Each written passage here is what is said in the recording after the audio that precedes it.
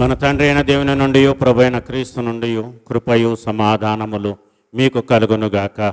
ఆమేన్. దయచేసి కూర్చోండి. ప్రభునందు ప్రియ దేవుని సంగమా, ప్రభు అయిన యేసుక్రీస్తు నామమున మీకందరికీ ఉదయకాల శుభములు తెలియజేస్తున్నాను. ఈ లెంటులోని మొదటి ఆదివారంలో మనమున్నాము. చదవబడిన 2 వాక్య భాగాలు మీరు విన్నారు. మొదటి వాక్యము అపోస్తుడైన పౌలు కొరింథీయులకు రాసిన 2వ పత్రిక 6వ అధ్యాయము 1వ వచనము నుండి 10వ వచనం వరకు. సువార్త వాక్యముగా పరిశుద్ధ మత్తయి రాసిన సువార్త 4వ అధ్యాయము 1వ వచనము నుండి 10వ వచనం వరకు. సువార్త వాక్యములో యేసు ప్రభువారు ఈ లోకరీత్యా 3 విషయాల్లో అపవాది చేత శోధింపబడ్డాడు. దాన్ని మనం జ్ఞాపకం చేసుకుంటూ ఉన్నాం. పత్రిక వాక్యములో పౌలు భక్తుడు చెప్పిన మాటలను బట్టి 6వ అధ్యాయం 1, 10 వచనాల్లో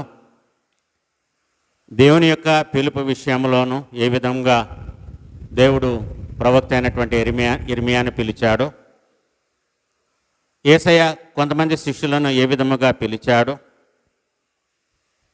ఆ పిలుపుకు తగినట్లుగా జీవించిన వారి చేత దేవుడు వారిలో ఉన్న విశ్వాసాన్ని బట్టి ఏ విధముగా గొప్ప కార్యాలు దేవుడు చేసి చూపించాడో, ఆ విషయాలను గురించి అపోస్తుడైన పౌలు కొరింథీయులకు రాసిన 2వ పత్రిక ఈ 6వ అధ్యాయము 1వ వచనం నుండి 10వ వచనంలో వ్రాయబడి ఉన్నది. ఈ లెంట్లో ఉన్నటువంటి 6 ఆదివారాలకి ఒక్కొక్క ఆదివారం ఒక్కొక్క పేరు ఇవ్వబడింది. ఈ మొదటి ఆదివారానికి ఇవ్వబడినటువంటి పేరు ఇన్వోకబిట్. ఇది నేను ప్రతి సంవత్సరం ఈ మొదటి లెంట్లోని మొదటి ఆదివారం రోజున నేను చెప్తూనే వస్తున్నాను. ఈ మొదటి ఆదివారానికి ఇవ్వబడినటువంటి పేరు ఇన్వోకబిట్. ఇది రోమన్ క్యాథలిక్ సంఘములో ఉన్నటువంటి ఆచారాలను బట్టి, వారు ఏర్పాటు చేసుకున్నటువంటి సిద్ధాంతాలను బట్టి వారు ఏమి చేస్తారో దాన్ని తెలియచేస్తూ, ఈ ఇన్వోకబిట్ అనేటువంటి పదానికి అర్థాన్ని మనము గమనించి చూసినట్లయితే ఇంట్రాయిట్ అనేటువంటి పదము బయటికి వస్తుంది. ఇంట్రాయిట్ అని అంటే ఉపోద్ఘాతము. ఈనాటి మన ఉపోద్ఘాతములో ప్రారంభ ప్రార్థనలో మనం జ్ఞాపకము చేసుకున్నది ఏంటంటే 91వ సంకీర్తనలో నుంచి ప్రారంభ ప్రార్థనలో ఒక వాక్యాన్ని తీసుకోవడం అనేది జరిగింది. అతడు నాకు మొరపెట్టగా నేను అతనికి ఉత్తరం ఇచ్చేదను. ఇది ఈ లెంటులోని మొట్టమొదటి ఆదివారం యొక్క ప్రాధాన్యత. అతడు నాకు మొరపెట్టగా నేను అతనికి ఉత్తరం ఇచ్చేదను. కాబట్టి ప్రభునందు ప్రియులారా, ఈ ఇన్వోకబిట్ అనేటువంటి విషయంలో మనము దేవుని ఆలయానికి వచ్చినప్పుడు మరి ఆరాధనకు ముందు పాడేటువంటి పాట ఏదైతే ఉందో దేవునికి స్తుతులు చెల్లిస్తూ ఆరాధనకు సిద్ధపడాలి. ప్రతి ఒక్కరు కూడా ఆరాధనకు తగిన రీతిలో సిద్ధపడాలి. శారీరకంగా, మానసికంగా సిద్ధపడాలి. మానసిక సిద్ధపాటుతో దేవుని ఆలయానికి పరిశుద్ధంగా రావాలి. ఆరాధన ప్రారంభము నుండి చివరి వరకు ఆరాధనలో పాల్గొనాలి. ఆరాధన మధ్యలో పాల్గొంటే అది ఆరాధన కానే కాదు. అది ఆరాధన ఎంత మాత్రము కాదు. కాబట్టి విశ్వాసులైన మీరందరూ కూడా గమనించాలని పదే పదే ఒక సేవకుడిగా నేను మీకు తెలియజేస్తున్నాను. ఇది ఒక ఇన్వోకబిట్ అనేది ఒక లాటిన్ భాష నుంచి తీసుకున్నటువంటి పదము. ఇక్కడ మనం గమనిస్తూ ఉంటే ఏమి కనబడుతుందంటే, he shall call upon me and I will hear him. మనము దేవునికి ఎప్పుడైతే మొరపెట్టుకుంటామో అప్పుడు దేవుడు మన మొరను ఆలకిస్తాడు. ఇది ఇన్వోకబిట్. మనము దేవుని ఆలయమునకు వచ్చి దేవునికి మొరపెట్టుకోవాలి. ఏ విషయములను గురించి మనము దేవుని యొక్క సన్నిధానములో దేవునికి మొరపెట్టుకోవాలో మనకందరికీ కూడా తెలుసు. అనేకమైనటువంటి విషయాలు పరిశుద్ధ గ్రంథములో భక్తులు మనకు తెలియజేశారు. ఈ రోజున మెయిన్లైన్ చర్చెస్లో ఉన్నటువంటి మెయిన్లైన్ చర్చెస్లో సిఎస్ఐ కావచ్చు, మెథడిస్ట్ కావచ్చు, బ్యాప్టిస్ట్ కావచ్చు, లూథరన్ సంఘము కావచ్చు. లూథరన్ సంఘములో ఉన్నటువంటి ఆరాధన ఎక్కడ కూడా ఉండదు. ఒక లూథరన్ పాస్టర్గా నేను చెప్పినటువంటి మాట కాదు ఇది.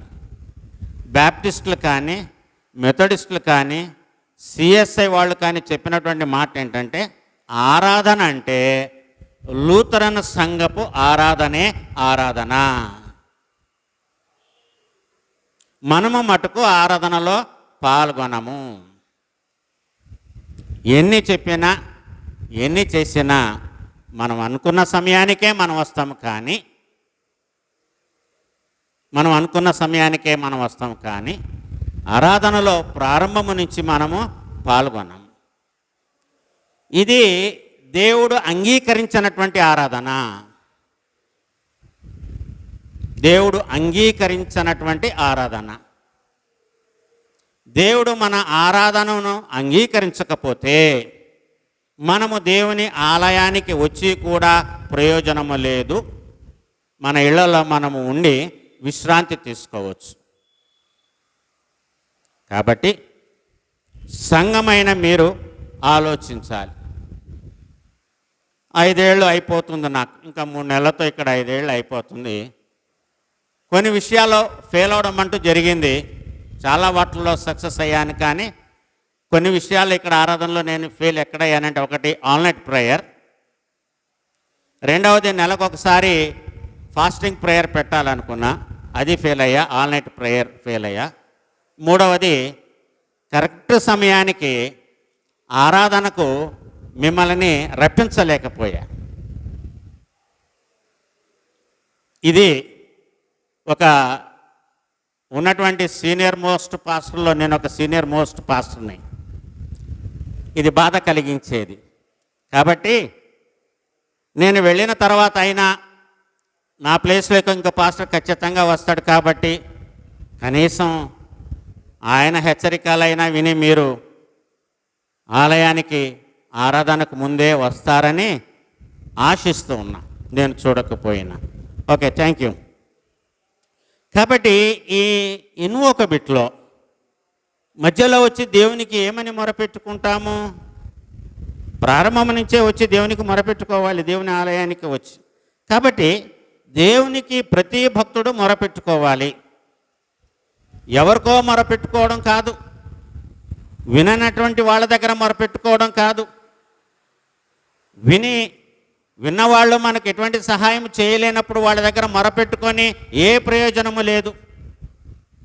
విని సహాయము చేసే దేవుని పాదాలను ఆశ్రయించి మనము ఆయనకు మొరపెట్టుకోవాలి.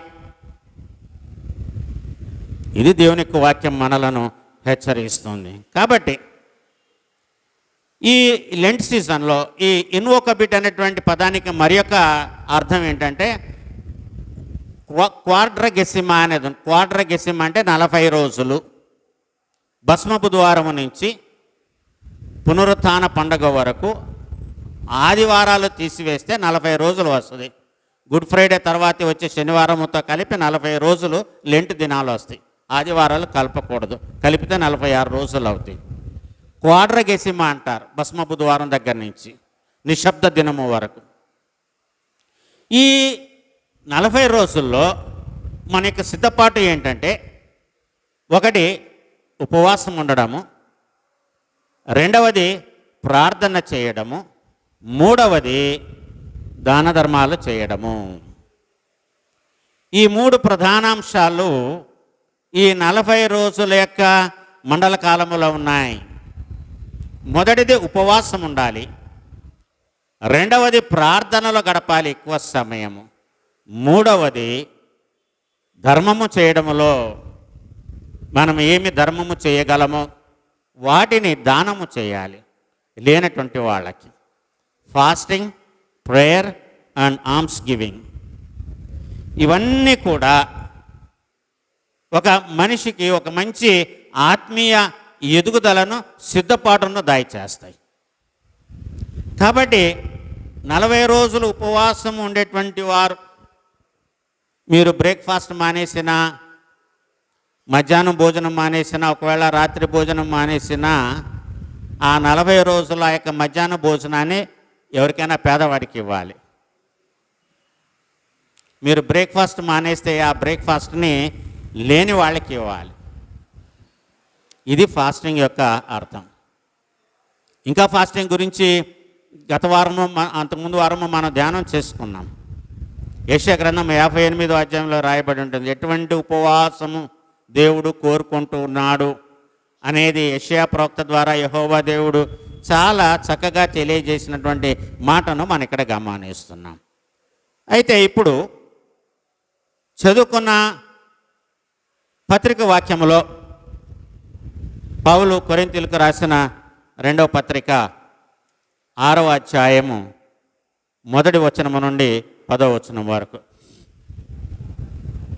మేము ఆయన తోటి పనివారమై మీరు పొందిన దేవుని కృపను వ్యర్థము చేసుకొనవద్దని మిమ్మును వేడుకొనుచున్నాము. ఈ ఇన్వోకబిట్లో మరి యొక్క ప్రధానమైనటువంటి అంశం ఏంటంటే, పౌలు ఇక్కడ కొరింథీ సంఘాన్ని వేడుకుంటున్నాడు.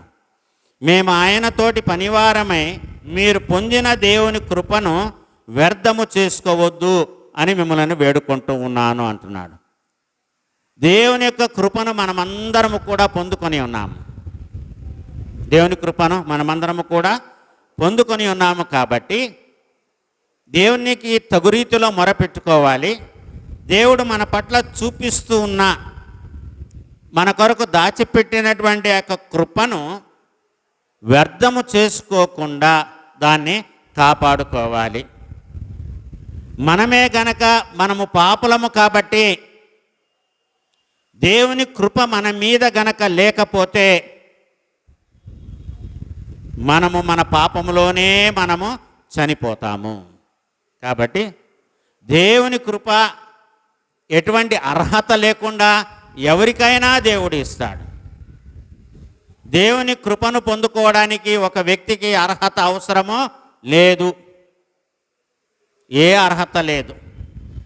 దేవుడు ఉచితంగా ఇస్తాడు కృప. కాబట్టి ఇచ్చేశాడు ఆయన తన కృపను. తన కుమారుడైన యేసుక్రీస్తును శిలువ మీద బలియాగము చేయటం ద్వారా ఈ లోకము నిలిచి ఉన్నంత వరకు ఒక్కసారే తన కుమారుని బలియాగము చేయటం ద్వారా తన కృపను మనకందరికీ కూడా ఉచితంగా మనము సంపాదించుకున్నాము. It's the free will of God. The grace of God is the free will. దీనికి మనము కానుకలు అర్పించాల్సిన అవసరంలా, ఉపవాసం చేయాల్సిన అవసరంలా, ఏమి చేయాల్సిన అవసరం లేదు. అది దేవుని యొక్క కృప. ఇది కృపాకాలము కాబట్టే మనము నిర్మూలము కాకుండా ఉన్నాము. దేవుని యొక్క వాత్సల్యత, కృపాబాహుళ్యము మన మీద ప్రతిరోజు ఆయనకు నూతనంగా పుడుతూ ఉంది. కాబట్టి విలాప వాక్యముల గ్రంథములో అంటాడు ప్రవక్త అయినటువంటి ఇర్మియా, దేవునికి మన మీద ప్రతిరోజు వాత్సల్యత క్రొత్తగా పుడుతుంది అంట. దానిని బట్టి మనము నిర్మూలము కావట్లేదు అంటారు. అదే కృప.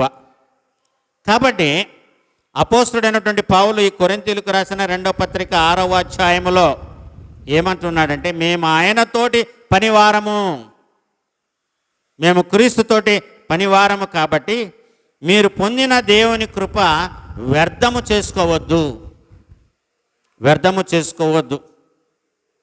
కారణం, అనుకూల సమయమందు నీ మనవి ఆలకించి తిని రక్షణ దినమందు నిన్ను ఆదుకొంటిని ఆయన చెప్పుచున్నాడు కదా. ఇదిగో ఇప్పుడే మిక్కిలి అనుకూలమైన సమయము, ఇదిగో ఇదే రక్షణ దినము. ఆయన చెప్పుతున్నటువంటి ఉపోద్ఘాతములో తన్ను తాను పరిచయము చేసుకొని, మేము ఆయనతోటి పనివారము కాబట్టి దేవుడు మీకు ఇస్తున్నటువంటి కృపను వ్యర్థం చేసుకోబాకండి. ఇప్పుడున్న సమయం గడిచిపోతే మళ్ళీ రావచ్చు, రాకపోవచ్చు. గడిచిన కాలము మనది కాదు. గడిచిన కాలం ఎప్పుడు కూడా మనది కాదు. గడిచిన కాలము రాదు. కాబట్టి ఇదే అనుకూలమైన సమయము. ఏనాటికి ఆనాడు, ఏ క్షణానికి ఆ క్షణము అది అనుకూలమైన సమయమే. సమయాన్ని మనకు అనుగుణంగా మనము మలుచుకోవాలి, లేకపోతే సమయానికి అనుగుణంగా మనము నడుచుకోవాలి. మలుచుకోవాలి, నడుచుకోవాలి. ఎప్పుడైతే మనల్ని మనము మలుచుకోవాలి, సమయాన్ని మన వైపు మలుచుకోవాలి, మనము సమయానికి అనుకూలంగా మనము జీవించాలి. అప్పుడు మనకి జీవితాల్లో గొప్ప కార్యాలు చూస్తాం. బ్యాప్టిస్ట్ మిషనరీ అయినటువంటి విలియం కేరీ గారు ఒక మాట చెప్పారు. ఏమని అంటే, attempt great things for God, expect many things from God అని అన్నాడు ఆయన.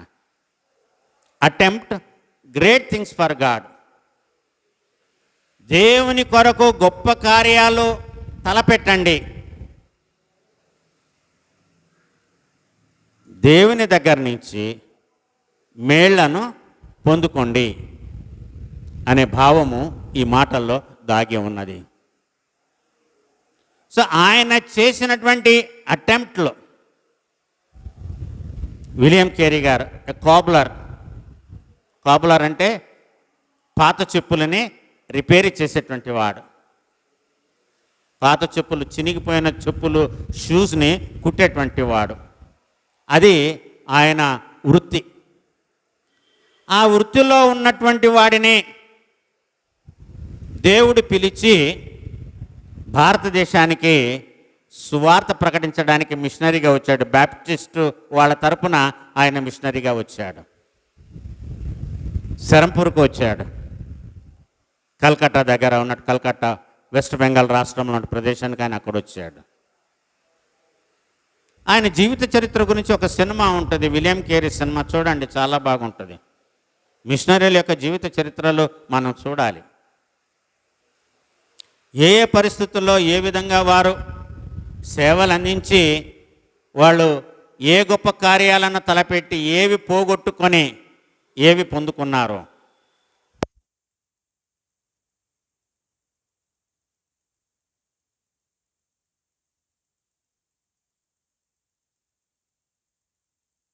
రెండవ భాగంలో పౌలు అదే మాటలు చెప్తున్నాడు. అక్కడ ఆయన చెప్తున్నటువంటి మాటలు ఏంటంటే, మా పరిచర్య నిందింపబడుకున్న నిమిత్తము ఏ విషయంలోనైనా అభ్యంతరమేమీ కలుగజేయక, శ్రమల యందును, ఇబ్బందుల యందును, ఇరుకుల యందును, దెబ్బల యందును, చెరసాలలోను, అల్లర్లలోను, ప్రయాసములలోను, జాగారములలోను, ఉపవాసములలోను మిగుల ఓర్పు గలవారమై. ఇదే పౌలు కొరింథీయులకు రాసిన 2వ పత్రిక 12వ అధ్యాయం చదివితే, 11, 12 అధ్యాయాలు చదివితే, పౌలు తన పరిచర్యలో తాను చేసినటువంటి మిషనరీ యాత్రలో ఎన్ని శ్రమలు అనుభవించాడో అన్నీ వ్రాయబడి ఉంది. సాధు సుందర్ సింగ్ యేసయ్యను నమ్మినందుకు ఆయన అనుభవించినటువంటి శ్రమలు చాలా గొప్పగా ఉంటాయి.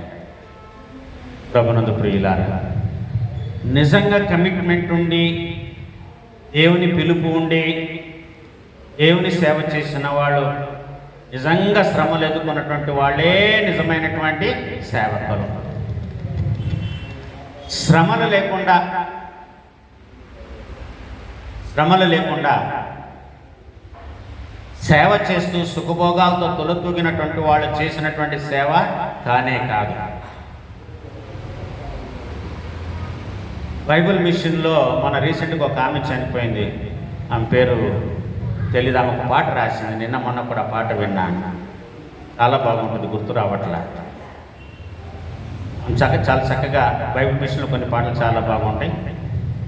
ఒక పాట పాడింది, ఒక పాట రాసి పాడింది, చాలా బాగుంటుందండి. ఎప్పుడైనా వీలున్నప్పుడు సాయంకాలం ఆ పాట పెడతాను, వినండి. ఏ విధంగా మనము దేవుని బిడ్డలుగా ఉండి, సేవకులుగా ఉండి, శ్రమలు పొంది దేవుని యొక్క చిత్తాన్ని, సంకల్పాన్ని నెరవేర్చి పౌలు చెప్పినట్లుగా, ఇదిగో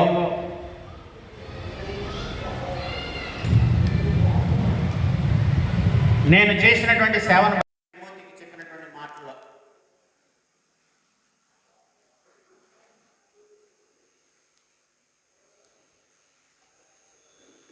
ఇక నా కొరకు నీతి కిరీటము ఉంచబడింది అని చెప్పినటువంటి మాటలు మనం జ్ఞాపకం చేసుకుంటున్నాం. ఆ మాటలు ఇక్కడ పౌలు చెప్తున్నాడు. ఇక్కడ 4వ వచనం మొదలుకొని 4వ వచనము నుండి ఆయన చెప్పినటువంటి మాటలన్నిటిని బట్టి మనం చూస్తే ఏ విధంగా వాళ్ళు జీవించారంట. పవిత్రతతోనూ, జ్ఞానముతోనూ, దీర్ఘశాంతముతోనూ, దయతోనూ, పరిశుద్ధాత్మ వలనను, నిష్కపటమైన ప్రేమతోనూ, సత్యవాక్యము చెప్పుట వలనను, దేవుని బలము వలనను, కుడి ఎడమల నీతి ఆయుధములు కలిగి, ఘనతల వలనను, సుకీర్తి దుష్కీర్తుల వలనను దేవుని పరిచారకులమై ఉన్నామని అన్ని స్థితులలో మమ్మను మేమే మెప్పించుకొనుచున్నాము. మమ్మను మేమే మెప్పించుకొనుచున్నాము అంటే, మేము శ్రమపడుతూ చేస్తున్నటువంటి యొక్క పరిచర్య, సేవ మాకు సంతృప్తినిస్తుంది. మాకు సంతృప్తినిస్తుంది. మేము న్యాయబద్ధంగా సేవ చేస్తున్నాము. ఏది ఆశించకుండా మేము సేవ చేస్తున్నాము. ఏది ఆశించకుండా మేము సేవ చేస్తున్నాం. ఎందుకంటే ఇచ్చేది మనుషులు కాదు, ఇచ్చేది దేవుడే ఇస్తాడు.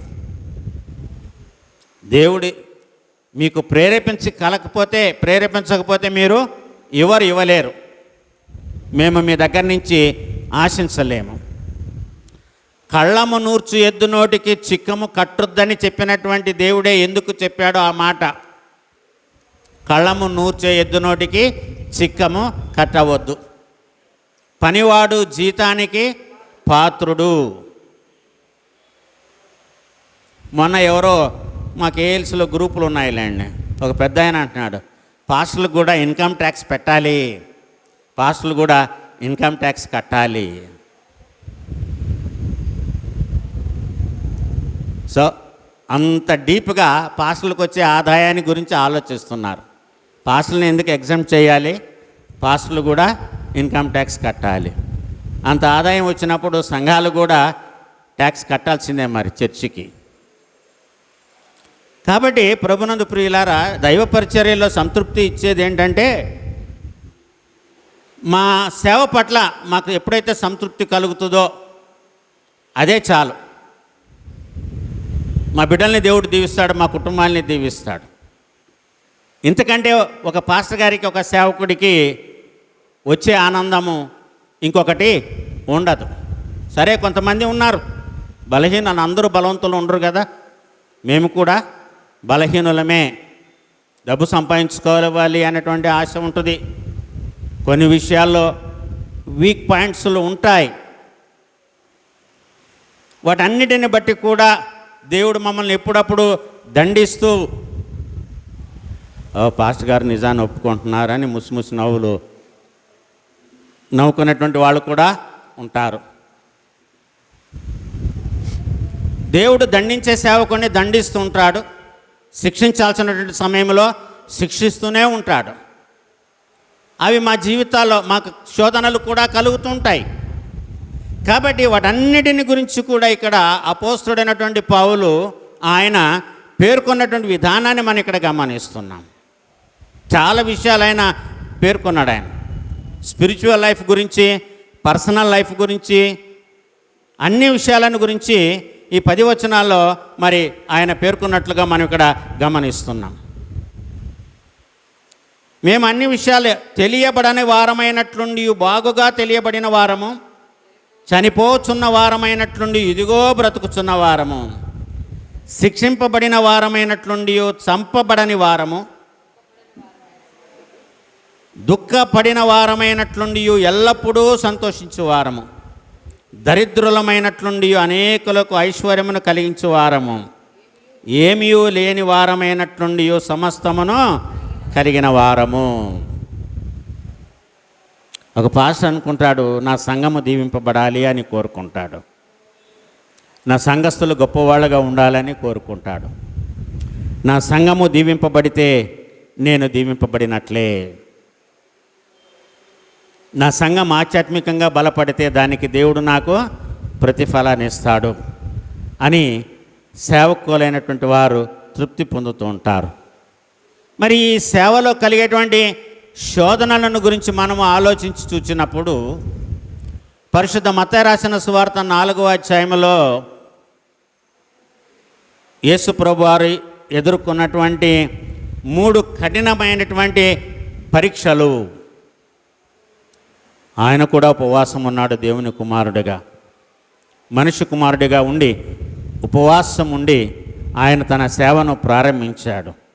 ఈ మత్తయి సువార్త 4వ అధ్యాయంలో మనము చూస్తే, అప్పుడు యేసు అపవాది చేత శోధింపబడుటకు ఆత్మ వలన అరణ్యమునకు కొనిపోబడెను. సో ఆయన కొనిపోబడ్డాడు, ఆత్మ ద్వారా ఆయన అరణ్యమునకు కొనిపోబడ్డాడు. ఆత్మ ఆయన తీసుకొని వెళ్ళింది, ఎక్కడికో అరణ్యములోనికి తీసుకొని వెళ్ళింది. చాలా కఠినమైనటువంటి పరీక్షలు 3 ఆయనకి. ఈ పరీక్షల్లో గెలిస్తే ఈయన సంపూర్ణ సేవ చేయగలడు, ఈ పరీక్షల్లో ఓడిపోతే ఈయన సేవకు అనర్హుడు.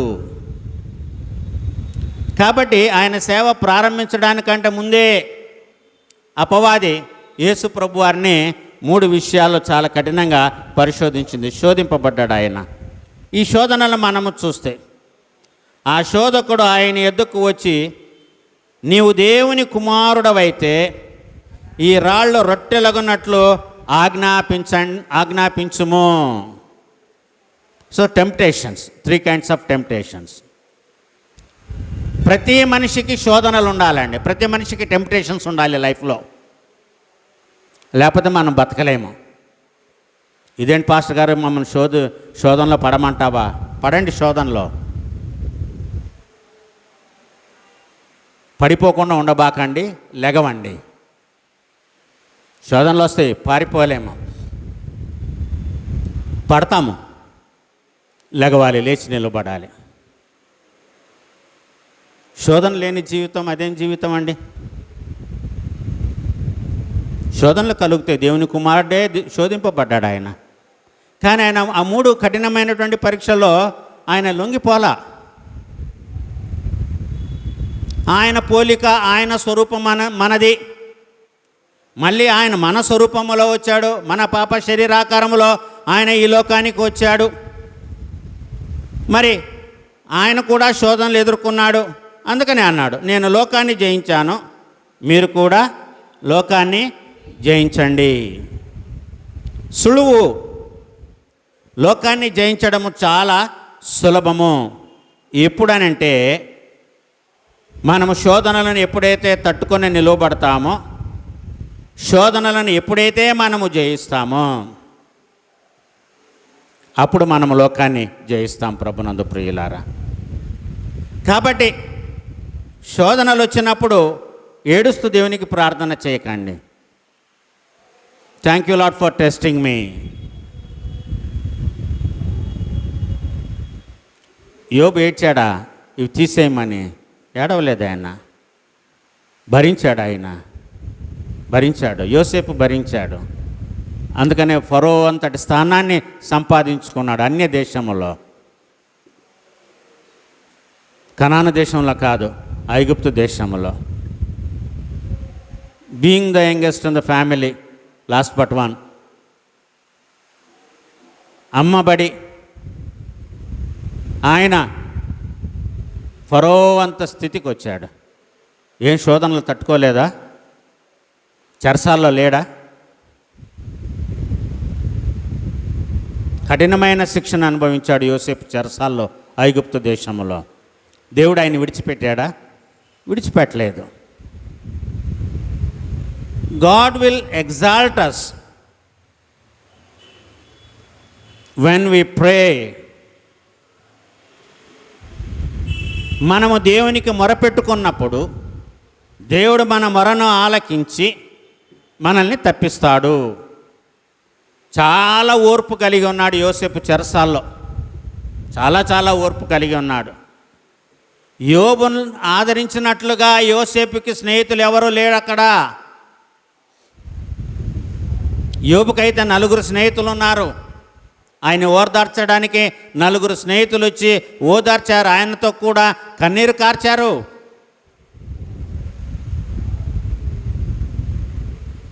అక్కడ యోసేపుకి ఎవరు లేరు చెరసాల్లో. హి వాజ్ అలోన్. సమయం వస్తుంది జీవితంలో, మనము జయించే సమయాన్ని దేవుడు ఇస్తాడు. దేవుని మీద ఆధారపడినప్పుడే. దేవుని మీద ఆధారపడకుండా దేవుని సమయం రాదండి. కృప అనేది రక్షణ విషయంలో మనము పాపం నుండి విడుదల పొంది ఆయన నిత్య రాజ్యంలోనికి ప్రవేశించడానికి దేవుడు కృప ఇచ్చి మార్గాన్ని చూపించాడు. మీరు ఈ మార్గాన్ని అనుసరిస్తే నా కృప సదాకాలం మీకు తోడుగా ఉంటుంది. అది మనం ఇక్కడ గమనించాలి. యేసయ్య శోధింపబడినటువంటి యొక్క తీరును మనం ఇక్కడ గమనించి చూస్తే, ఈ లోకరీత్యా సంబంధించినటువంటి ఈ 3 కఠినమైనటువంటి పరీక్షలు, ప్రభునందు ప్రియులారా, పరిశుద్ధ గ్రంథం నుండి కూడా అది ఎత్తి చూపించింది. 91వ సంకీర్తనలో ఉంటుంది. ఏంటి అది? ఆయన నీ పాదములకు రాయి తగలకుండా దేవదూతలు నిన్ను తన చేతులతో ఎత్తి పట్టుకుంటారు. అదే మాట ఇక్కడ అపవాది యేసయ్యతో అంటుంది. ఆయన నిన్ను గూర్చి తన దూతలకు ఆజ్ఞాపించును, నీ పాదం ఎప్పుడైనాను రాతికి తగలకుండా వారు నిన్ను చేతులతో ఎత్తుకొందరు. 91వ సంకీర్తనలో ఉంటుంది. అంటే సాతానుకు కూడా, అపవాదికి కూడా వాక్యము బాగా తెలుసు, ప్రభునందు ప్రియులారా. కాబట్టి మనము చాలా తొందరగా టెంప్ట్ అయిపోయి ఈ శ్రమలను భరించలేక వాటిని తప్పించుకునేటువంటి ప్రయత్నాలు మనము చేస్తాం. అదే ఆ రోజున మిషనరీలే కనుక ఆ పని చేసుంటే ప్రపంచంలో ఇంత సువార్త వ్యాపించి ఉండేది కాదు.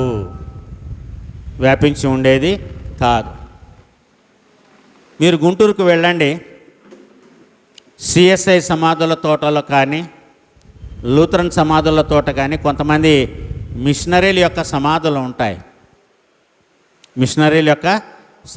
ఉంటాయి. చూడాలి, వాటిని దర్శించుకోవాలి, నేర్చుకోవాలి.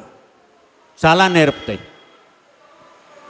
మనము మన వాళ్ళు చనిపోతే వాళ్ళ కోరిక ప్రకారము వాళ్ళ సొంత ఊరికి తీసుకొని వెళ్ళి సమాధి చేస్తాం. అది వాళ్ళ చివరి కోరిక, అక్కడే సమాధి చేయాలి అని. మరి వాళ్ళకు లేవా? తల్లిదండ్రులను, భార్య బిడ్డలను వదిలి దేవుని యొక్క పిలుపునందుకొని కఠినమైన జీవితమును జీవించి తమకున్నదంతా పోగొట్టుకున్నారు. వాళ్ళు సంపాదించుకున్నది ఏంటంటే, ఇక నా కొరకు నీతి కిరీటము ఉంచబడి ఉన్నది.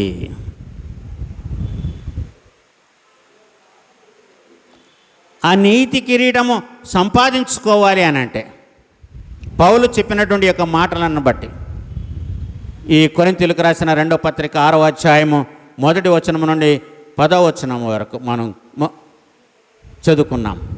అదే ఇర్మియాను పిలిచినప్పుడు ఏమన్నాడంటే, నేను బాలుడను అని అన్నాడు.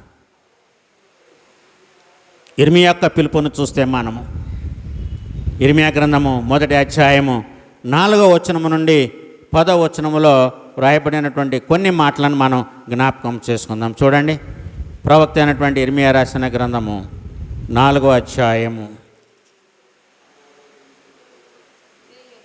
1వ అధ్యాయము 4వ వచనము నుండి 10వ వచనంలో, యెహోవా వాక్కు నాకు ప్రత్యక్షమై ఇలాగ సెలవిచ్చను, గర్భములో నేను నిన్ను రూపింపక మునిపే నిన్ను ఎరిగితిని, నీవు గర్భము నుండి బయలుపడక మునిపే నేను నిన్ను ప్రతిష్ఠించి తిని జనములకు ప్రవక్తగా నిన్ను నియమించి తిని అందుకు అయ్యో ప్రభువగు యెహోవా చిత్తగించుము, నేను బాలుడనే మాటలాడుటకు నాకు శక్తి చాలదని నేననగా యెహోవా నాకు ఇలాగు సెలవిచ్చను, నేను బాలుడనవద్దు, నేను నిన్ను పంపువారందరి యొద్దకు నీవు పోవలెను, నీకు ఆజ్ఞాపించిన సంగతులన్నీ చెప్పవలెను, వారికి భయపడకము, నిన్ను విడిపించుటకు నేను నీకు తోడై ఉన్నాను, ఇదే యెహోవా వాక్కు. సో ఏ విధంగా ప్రవక్తను ఎన్నుకున్నాడో, ఇక్కడ ఇర్మియాను ప్రవక్తగా ఎన్నుకున్నాడో, ఇశ్రాయేలు జనాంగము కొరకు కన్నీరు కార్చేవాడుగా దేవుడు ఏ విధముగా ఇర్మియా ప్రవక్తను ఎన్నుకున్నాడో ప్రభునందు ప్రియులారా మనం ఇక్కడ గమనిస్తున్నాం. నేనే నిన్ను నిలువబెట్టేవాడిని, నేను నిన్ను ప్రతిష్ఠిస్తున్నాను, నేను గర్భములో నేను నిన్ను రూపింపక మునిపే నిన్ను ఎరిగి ఉన్నాను, నిన్ను ప్రతిష్ఠించాను, నియమించాను. సో ఈ రోజున మనమందరం కూడా దేవుని ద్వారా ఎరుగబడినటువంటి వారమై ఉండాలి, ప్రతిష్ఠింపబడినటువంటి వారమై ఉండాలి, నియమింపబడినటువంటి వారమై ఉండాలి. రెండవదిగా మనము చూస్తే మరి యేసు ప్రభువారు ఏ విధంగా శిష్యులను ఎన్నుకున్నాడో, నన్ను వెంబడించండి, నేను మిమ్మలను మనుషులను పట్టు జాలరులుగా నేను మిమ్మలను చేస్తాను. ఇదే 4వ అధ్యాయం 16 నుంచి 19 వచనంలో ఉంటుంది. కొంతమంది శిష్యులను ఆయన ఎన్నుకున్నాడు. అందరినీ ఒకే కేటగిరీ వారిని యేసు ప్రభువారు శిష్యులుగా ఉండడానికి ఎన్నుకోవాలా. వడ్రంగి వారు ఉన్నారు, సుంకాన్ని వసూలు చేసేవారు ఉన్నారు, బెస్తవారు ఉన్నారు, బందిపోటు దొంగ కూడా ఉన్నాడు. 4 రకాలైనటువంటి వారిని, 4 కేటగిరీలకి సంబంధించిన వారిని యేసయ్య తన శిష్యులుగా ఉండడానికి ఆయన ఎన్నుకున్నాడు. ఎందుకంటే ఇర్మియాకి చెప్పినటువంటి మాటలు మనం ఇక్కడ జ్ఞాపకము చేసుకోవాలి. అదే దేవుని యొక్క కృప. మూడవదిగా మనం గమనించి చూస్తే యాకోబు పత్రిక 2వ అధ్యాయంలో 14వ వచనము నుండి 21వ వచనాన్ని మనం చదువుకుంటే అక్కడ ఏ విధముగా మరి యాకోబు ఏ విషయాలను తెలియజేస్తున్నాడో మనము గమనిస్తున్నాం. యాకోబు పత్రిక 2వ అధ్యాయం 14వ వచనము నుండి. అంటే క్రియలను గురించి, విశ్వాసాన్ని గురించి ఈ భాగంలో మాట్లాడుతున్నాడు. క్రియలు లేని విశ్వాసము వ్యర్థము అని అంటాడు. పౌలు ఏమంటాడంటే విశ్వాసము గొప్పది అని అంటాడు. పౌలు ఎక్కువగా విశ్వాసాన్ని గురించి మాట్లాడతాడు, యాకోబు క్రియలను గురించి మాట్లాడతాడు. సో ఈ రెండిటి మధ్యన యాకోబును పౌలు డిఫర్ అయ్యారు. ఒకళ్ళేమో విశ్వాసము ముఖ్యమంటారు, ఒకళ్ళేమో క్రియలు ముఖ్యము అంటారు. విశ్వాసం ఉంటేనే కదా క్రియలు జరిగేది. విశ్వాసము లేకుండా వట్టి క్రియలు ఏ విధంగా చేస్తాము? కాబట్టి మనము చేసేటువంటి సేవ విశ్వాసముతో చేస్తే దేవుడు ఎట్టి గొప్ప కార్యాలైనా మన ద్వారా ఆయన జరిగించుకుంటాడు. ఏ విధంగా ఇర్మియా ప్రవక్తను పిలిచి ఆయన పంపించాడో, ఎందుకు ప్రతిష్ఠించాడో, అలాగే అపోస్తుడైనటువంటి పౌలు ఆ 2వ కొరింథీ పత్రిక 6వ అధ్యాయంలో 4వ వచనం నుండి 10వ వచనం వరకు చెప్పినటువంటి మాటల్లో మా లైఫ్ని మేము ఏ విధముగా బ్యాలెన్స్ చేసుకుంటూ వచ్చామో, ఎక్కడ కూడా కృంగిపోకుండా. అవును, నేను ఒకసారి 1 సంవత్సరం కృంగిపోయాను.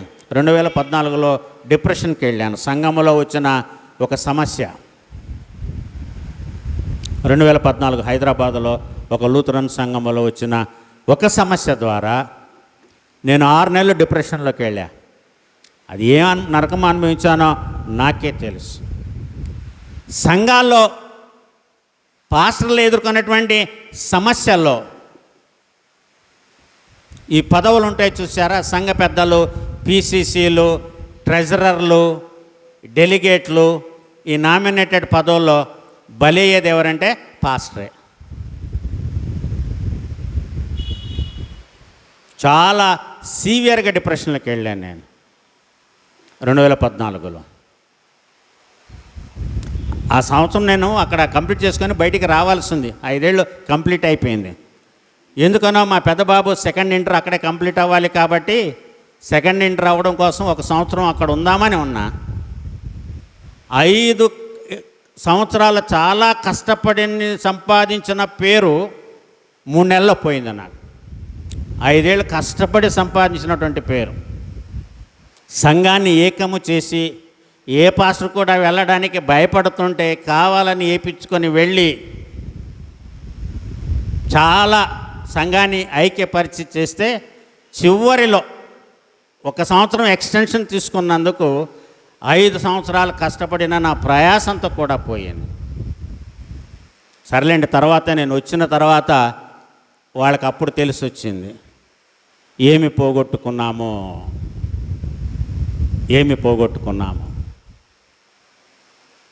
ఆ రోజున ఏ సంఘస్థుడు వచ్చి నన్ను ఆదరించాలా నేను డిప్రెషన్లో ఉంటే. ప్రభునందు ప్రియులారా, ఏ ఒక్క సంఘస్థుడు వచ్చి కూడా ఆదరించలేదు. ఇవి పాస్టర్లకి బాధలు కలిగిస్తాయి. మంచి సేవ చేసినప్పుడు అప్రిసియేషన్ అనేది కావాలి ఏ సేవకుడికైనా. అందుకనే బలవంతంగా మీ చేత నేను సన్మానం చేయించుకునేది జూలై మాసంలో పాస్టర్స్ అప్రిసియేషన్ డే. వీళ్ళు చేస్తారా లేదా, సన్మానం చేస్తారా లేదా అని అంటే అది మీకు గుర్తుండాలి. ఒక సేవకుడి యొక్క పరిచర్య మీకు గుర్తుండాలి, సేవకుడిని గుర్తించాలి అనే మీకు నేర్పించాలనే నేను అది ప్రారంభించాను ఈ సంఘంలో. కాబట్టి అక్కడ ఏ విషయాలు ఒక సేవకుడు ఎదుర్కొన్నటువంటి శోధనలో ఏ విధంగా ఉండి దేవుడు అప్పచెప్పినటువంటి కార్యాలను ఆయన నెరవేరుస్తాడో చాలా స్పష్టంగా చెప్పబడండి. చనిపోచున్న వారమైనట్లుండి ఇదిగో బ్రతుకుచున్న వారము, శిక్షింపబడిన వారమైనట్లుండి చంపబడని వారము, దుఃఖింపబడిన వారమైనట్లుండి ఎల్లప్పుడూ సంతోషించు వారము, దరిద్రులమైనట్లుండి అనేకులకు ఐశ్వర్యము కలిగించు వారము, ఏమీ లేని వారమైనట్లుండి సమస్తమును కలిగిన వాడు ఎవరంటే ఒక పాస్టరే.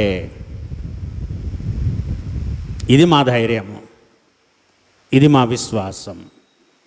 ఇదంతా కూడా ఎందుకంటే సంఘము కోసమే, సంఘాన్ని నిలవబెట్టడం కోసమే, సంఘాన్ని కాపాడడం కోసమే, సంఘంలో ఐక్యత కోసమే, సంఘ అభివృద్ధి కోసమే. అది తెలుసుకోవాల్సింది సంఘము. అది తెలుసుకున్నటువంటి స్థితికి మీరు ఎదగనంత కాలము సంఘము క్షీణించే దశలో ఉంటుంది, కానీ వృద్ధి అయ్యేటువంటి బాటగా ఉండదు ప్రభునందు ప్రియులారా. కాబట్టి ప్రతి సంఘం గమనించాలి. ప్రతి సంఘం అంటే చుట్టుపక్కల ఉన్న సంఘాల గురించి నేను మాట్లాడలే, మా లూథరన్ సంఘాల గురించే మాట్లాడుతున్నాను నేను. ప్రతి లూథరన్ సంఘము దాన్ని గమనించాలి. ప్రతి లూథరన్ సంఘ సభ్యులు కూడా దాన్ని గమనించాలి.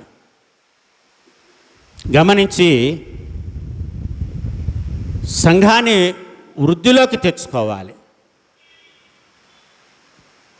మన ఇంట్లో గొడవలు ఉండడం మనకి ఇష్టం లేదు కదా. సంఘము మన ఇల్లే కదా. సంఘములో గొడవలు ఎందుకు ఉండాలి? మన ఇంట్లో శాంతిని కోరుకుంటాం, మన ఇంట్లో సమృద్ధిని కోరుకుంటాం, మన ఇంట్లో సమాధానాన్ని కోరుకుంటాం, మన ఇంట్లో ప్రేమను కోరుకుంటాం. అవన్నీ కూడా సంఘములో ఉండాలి. సంఘం ఒక కుటుంబంలాగా ఉండాలి. ఏ విభేదాలు ఉన్నా అప్పటి వరకే ఉండాలి. దాని తర్వాత మర్చిపోయి ఒకటవ్వాలి. సేవకులుగా మేము చేసేటువంటి ప్రయాసకు మీరు ఇచ్చేటువంటి ప్రతిఫలము అదే, బహుమానం అదే. ఇంత తప్ప మేము ఏది కూడా కోరుకోము. కాబట్టి ప్రభునందు ప్రియులారా, సేవలో శోధనలు వస్తుంటాయి, సాతాను శోధిస్తుంది. సంఘము ద్వారా కూడా సేవకుడు శోధింపబడతాడు. తట్టుకోగలిగినటువంటి వాళ్ళు తట్టుకొని నిలవబడుతున్నారు, తట్టుకోలేనటువంటి వాళ్ళు వెళ్ళిపోతున్నారు అనే మాటకి చాలా అర్థాలు ఉన్నాయి. అది నేను చెప్పను. కాబట్టి పౌలు చెప్పినటువంటి మాటలు ప్రతి సేవకుడి జీవితంలో అవి సత్యము, అవి యథార్థము. మమ్మలను కాపాడేటువంటి దేవుడు, మమ్మలను పిలిచినటువంటి దేవుడు, మా ప్రాణాలంతా కూడా ఆయన చేతుల్లో పెడతాము. ఆయన మమ్మలను తెలుసుకొని మా పరిచర్యను తెలుసుకుంటే మేము ఈ లోకములో ఏవి పోగొట్టుకుంటామో పైలోకములో దేవుడు వాటిని మాకు అనుగ్రహిస్తాడు. దైవ కృప మనకు తోడుగా ఉండునుగాక. ఆమేన్. సమస్త జ్ఞానమునకు మించిన దేవునికి సమాధానము యేసుక్రీస్తులన మీ హృదయములకు మీ తలంపులకు కావలి ఉండునుగాక.